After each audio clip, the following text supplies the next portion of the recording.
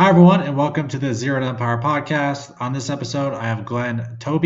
He's actually an executive coach that went through a whole crazy story to get to where he is today, coaching Olympians, CEOs, the Warriors, and he's actually going to be going about his story on this podcast episode. So make sure to stay tuned, watch the entire thing, or listen to it, and just stay tuned. So, Glenn, thanks so much for being on the podcast. And how did that actually begin when you were coaching Olympian CEOs and the Warriors? How did that all start? I think it started as a little kid when I realized I had the drive for greatness. I had the drive to be the greatest. They used to call me Babe when I was a kid, like Babe Ruth, because I could hit baseball. So my name was Babe. Hey, Babe. And I knew early on I had to do something with this life in me. I had to do something that just grabbed it. But what happened was I wasn't a great baseball player, and my father was. So I was pregnant with greatness. Do you understand that? It was in me, and it was wanting to get out. And for a long time, I lived frustrated. I couldn't get it out. I wasn't a great athlete, and my father was. And so there's kind of this gestation period of how am I going to do that? And then I realized I could bring greatness out in others. And that ability to help them achieve greatness did. And how it started was I just started paying attention to what's blocking them from really climbing what they want to accomplish, really getting in their way. And once you start getting into that, really getting into that, and you get them sincere with you, things start to move. I can tell you story after story. Sam, we spoke the other day. New stories have happened, just as amazing, fantastic. It's about people finding their voice, people being real, and people willing to rock and roll to find out how great they could be if they weren't afraid. That's enough. There you go. I can go 2 hours on that question, Sam. So whatever you want. You want to go That's more? awesome. No, it's all good. And what would you say? You had like one of the most incredible stories I've ever heard about Steph Curry and your experience with him. So, what blew your mind about that whole experience, and actually go into depth on how it all began? Yeah. So I was a builder guy, and I knew I'd never be great at it. I was building framing houses and doing, but I was never great for it. I was going to be good at it, but never great. Anybody can get from zero to pretty good. Anybody. But good to great, that's an art form. That's where the action is. And great to excellent is wild. And I started to saying, what if I could be excellent? I mean, really, like the best coach in the world. And this is true. So I was coaching athletes, collegiate, Olympian athletes, and I was in a coffee shop at Starbucks. And who comes in? Steve Kerr. And he walks in there, and I say, I'm sorry to bother you, but I think it's amazing what you've done in your career. And I asked him a couple of questions about shooting a basketball and how great he was. He has 9 rings. Let me ask this again. Most people, if they're lucky, get one NBA championship. He's running out of fingers. He may have to graft a prosthesis on to hold all the other rings because you can't double them up. They're big rings, the NBA championships. If he doubles them up, it'd be pretty gross having a prosthesis on here to hold the rings. But anyway, this is a true story. So he and I struck up a good conversation, and he was telling me that he doesn't think he was that great a basketball player. I said, he won 9 championships. Yeah, but I said, Steph's better. Steph Curry is better than you. He's only won like 4 championships. Yeah, but he's better. Why? When we shoot practice at the basketball, at the end of the practice, we have this 3-point ring, and we're all exhausted. We've worked our asses off. The practices are intense. This isn't little hanging out and saying, oh, that's good. It's war. It's on. It's action. And they have a drill they do called the 3-point shot. And if you take a 3-point shot and you miss, you're out. There are 12 guys on the Warriors, sometimes some extras. So let's say 5 guys miss the first one. A few guys make it. They take a second shot. Now everybody's tired. They miss it. A few guys hit 5 in a row. Amazing. 5 in a row. What could be going on now? How do you hit 5 in a row for 3-pointers? So then it gets down to Klay Thompson and Steph and 1 or 2 other guys. Draymond's long out of the picture. And now it gets down to just 2 guys. And Steph makes about 18 3-pointers in a row, which is like unbelievable. But Steph says, they're all saying, come on, Curry, let's get out of here. I'm not missing on purpose. So he goes, and then what happens? It's at 78 3-pointers in a row. Everyone is so mad at him because they want to take a shower and go home. He just keeps making them.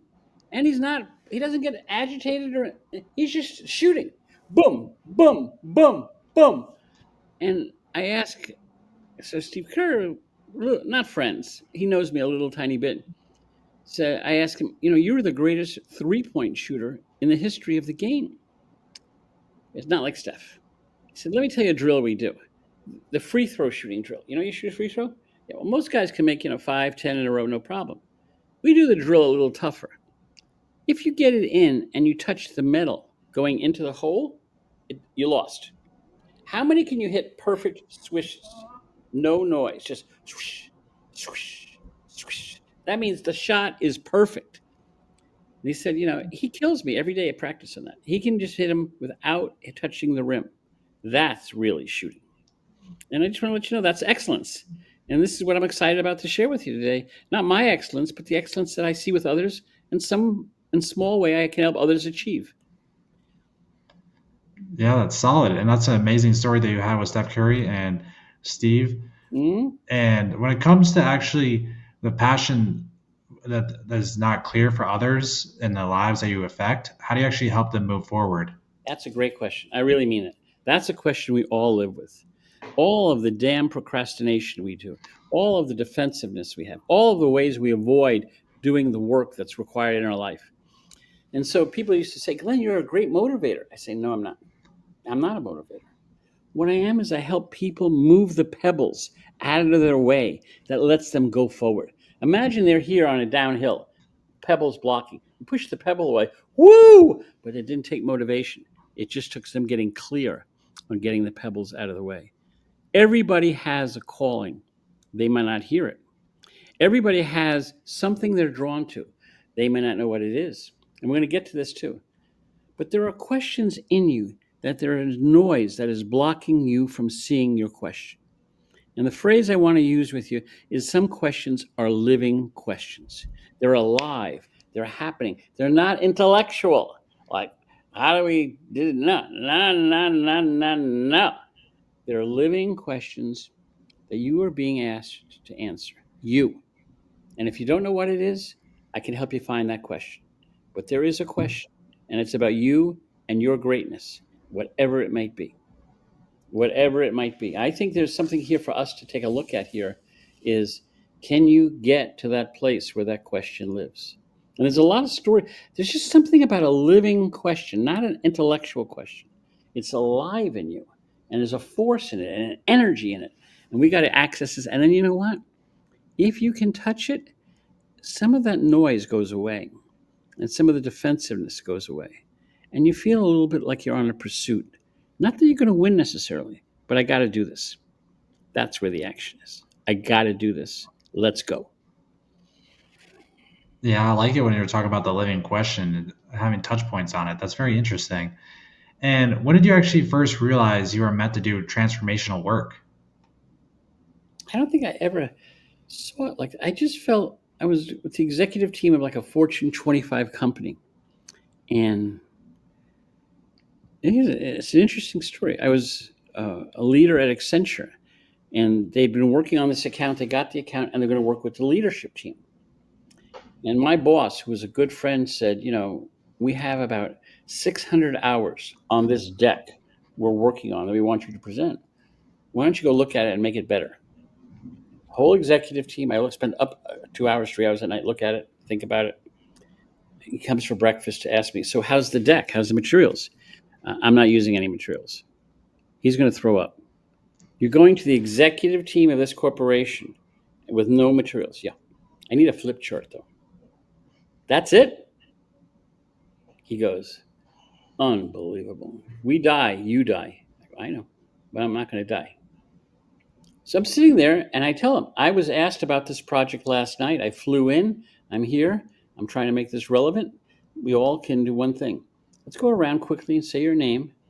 These are the objectives I've made up for the meeting. And let me know that you're in. You're in on these objectives. Now, I can tell you the power of one respecting everybody. A couple of objectives I write on the board. I can tell you what they were. It doesn't really matter. But I'm in. And everybody said them in, and the room shifts like this. Over here, locked in.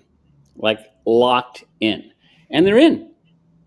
And to see how weird this thing I'm doing is, there are people, here's the executive chair and the chairs and everybody, big shots. There are people sitting around who weren't invited to the table, and they're watching like an operating room, like the operating room when you're watching for the operating. Oh, look what the surgeon did there. Oh, look what he did there. And they're writing down my questions as if the questions are the answers. The questions aren't the answers. It's the dynamic you can establish with a group of people. And once again, it's the connectiveness. It isn't Glenn. It's us together creating this little cauldron called inquiry and action. And it's not intellectual. And it starts to percolate. And when we're done, we're getting close to done. Like lunch is there, they're ready. And I say, nobody here is going to starve from malnutrition if we push lunch back another hour. Yeah. Okay, we'll push. So I'm telling the executive team they're not eating. They're going to go through what we got to get through. And they keep going, and they're all talking, and it's all so alive, and they're all so cooking, and the energy is rich. And the guy says to me, he said, "You're going to stick around here, the CEO. You're going to stick around." I said, "Well, I got to go somewhere." And no. You're sticking around. So I look to my boss, who's sitting on the outer circle. I'm on the inner circle. I'm the only one of this company on the inner circle. And he says, "You're staying here. But you're staying here. He asked you to stay. You're staying here. You're the get well plan." I'm not. I'm asking questions to access the get well plan. I don't care how you talk about it, Glenn. They want you here. That's the best thing that could ever happen. So that's a story of the greatness part starts with I'm in. I'm Glenn. My feet are on the ground. I'm present. I'm in right now, Sonoma, California. Do you see how you're in Denver, Colorado, your feet are on the ground, you're Sam. That's the beginning. No lie, no vagueness, no coloration or discoloration. Simple, honest, direct, no lie. And it starts to be amazed how just simple things can change. A pebble can start an avalanche, can it, Sam? A pebble in the right place can start a whole avalanche. Down where you were skiing yesterday, down in the Denver mountains. I tried to put one there. I missed you. The avalanche missed you, but I got to practice where I put it. I'll work on that for you. Don't worry. Next time, guaranteed. Oh yeah, I appreciate it. I'll know who it's coming from. And when it comes to a story, actually, another one that can you tell us about one that you're working with an Olympian or executive that changed you? Oh, I think there are a lot of them, but I think the one about skiing. I know nothing about skiing. The two best American skiers were these two guys named Phil and Steve Mayer at this time. It was a long time ago. They were phenomenal skiers. They were going to win medals, gold, silver, bronze. They were going to win medals. And they're both first and second place earlier on in the meet as they're going down the hillside. They're doing well. The last run of the day, and your last time is the final time that you win. A kid from Sarajevo, Yugoslavia, he wasn't even a man, he was like 17, 18 years old, skis the run of his life. He's on the edge of his skis, just like you were, Sam, on the edge of his skis, flying down this course, letting it all hang out. And he sets not only a course record, a world record. Now you're going to ski.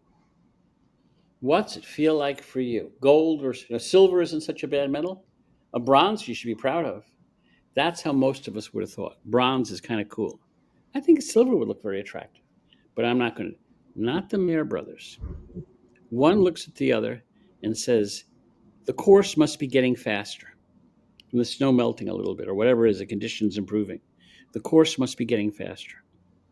We haven't come close.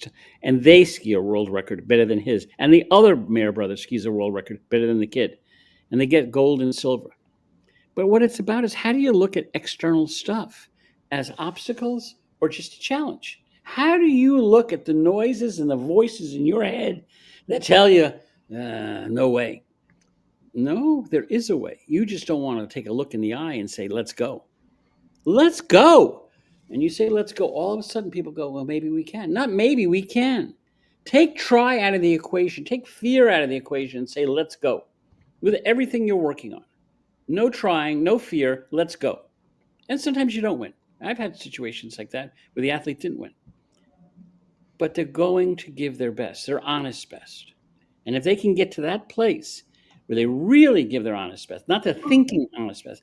I did this with swimmers. I could go on and on and on of people going way beyond what they think they can do because they tap into something. And the thing that they tap into is there's more than meets the eye of what I can do. And I'm ready to explore that. I'm ready to go for it. So I don't know if that answers it enough, but the course is getting faster. That taught me a lot with everything. I've been on airplanes, couldn't get to the destination, drove all night because it couldn't get me to where I needed to go. Drove all night in a rental car, 3 o'clock in the morning, and go to some kind of what it is, 7-Eleven. Weird people are out at 3 o'clock in the morning in the middle of Missouri, and then you drive the rest of the way and you get there. If you say I can, you can, and just step into it and see where it takes you. And it's not motivating, it's just the truth. But you want to hide out with convenient excuses. They're gray, they're not alive, they have no energy, and they have no fury. But if you stay with, we can do this, you'd be amazed where you can go. Oh yeah, self belief definitely helps you get you anywhere. Yeah. And so when it comes to the world being full of noise and distractions, how do you actually teach your leaders to be fully present? I don't know that I can teach. I think they can learn, okay, that they can learn something about themselves.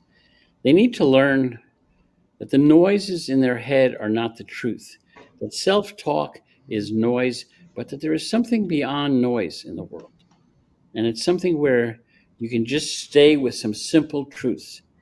My name, my feet are on the ground, I can breathe deeply, and I can feel very awake right now. Not later, not today, right now, you can feel awake right now. So you can say, what brought you into this room? Why did you come in to see me? I'd say, well, we did some words, blah, blah, blah, not the real reason. I say, so what really brings you into this dullness? What brings you into the dullness or brings you into the aliveness? What brings you in? Then they start saying, well, I was told to, I wanted to, or you know what, I'm sick of this crap that's going on in me. That's a good start. What are you sick about? Now they are working it through. I'm sick of it. And when you say you're sick of something, that means you want something else. And that means they're not dull. That means they're starting to get cooking in the human kitchen of Glenn and Sam's kitchen. We're cooking up aliveness. I'll have 2 orders of aliveness, please. So all I'm just saying is there was, people outside the door. But all I'm saying is they need to find it for themselves, and I can help them by just going back with basic questions, not therapy questions, basic. What brought you into this room today? That starts not the blah blah answer, the talking, no, the real answer. Then you got to, and people can wake up in a minute. I mean, really, I've seen people go from this to this in like that really fast. And they say, I've been going to therapy for 2 years. I've had coaches. Yeah, but you haven't used yourself as a coach, have you? What are you talking about? You're your own coach. I'm my own coach, huh? Then what are you doing here? I'm helping your coach wake up. So my coach can tell me what I need to do better than me. But you're not telling me to do anything. That's right. Except wake up your coach. Oh, I get it. Wake up my coach. Yeah, I get it. Yeah, I do like that analogy. It's a good, a different approach, very unique than I've heard from anyone else. And before this, you actually talked about the baseball player mindset Oh, yeah. being great no matter the role. How do you actually teach that? Well, you see, you have to start with the basic human humility. A lot of people think they are somebody, and I used to. I used to think I was really smart, and I was really this, and I was really successful. And now that all faded away. Whoosh. And I'm going to say this to you in the right way. I I take myself seriously, but I'm still a nobody. The garbage man outside the door is as special as I am, if not more. And anybody who thinks they're more or less is just, you're on drugs. Because for all you know, he's a great spiritual human being doing wonderful things. And no one's giving him the recognition. And when you get to be a boss, people pay a lot of attention to you. They think your jokes are funnier. They think you're better. They think all these things. You lose that title, and guess what? You're not so funny. I can tell you this is a fact. So the baseball player was, I watched a garbage man outside hustling with the pails and the doing the work, and it was clean as could be behind him. No debris fell out. Everything was in. completely drenched in sweat, fantastic shape, African American man, bald, older, just perfect, perfect in the moment. And I had the privilege of talking to Joe Morgan once, who was a Hall of Fame baseball player, second base.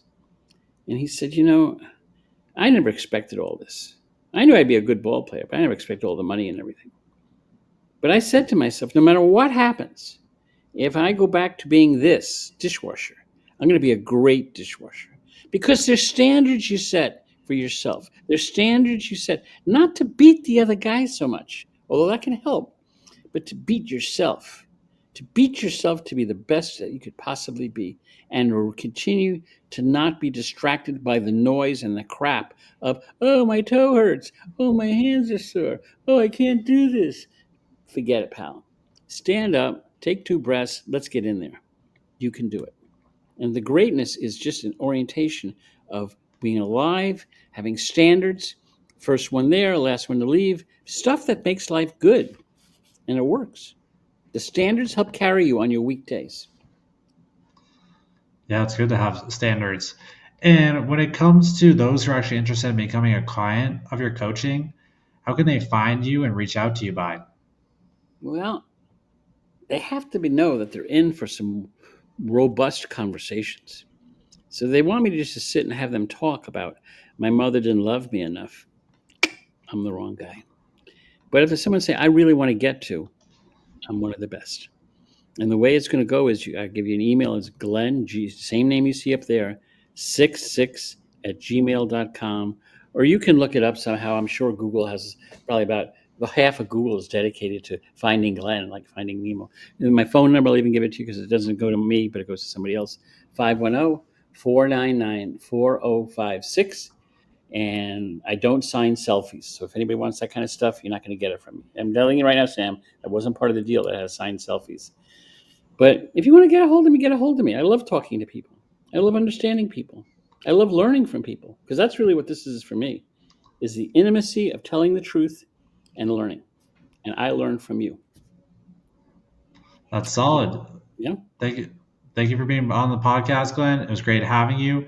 And for everyone that wants to check him out and become his client, make sure to do so. And thank you, everyone, for listening or watching in on the Zero to Empire podcast. And I'll see you on the next one.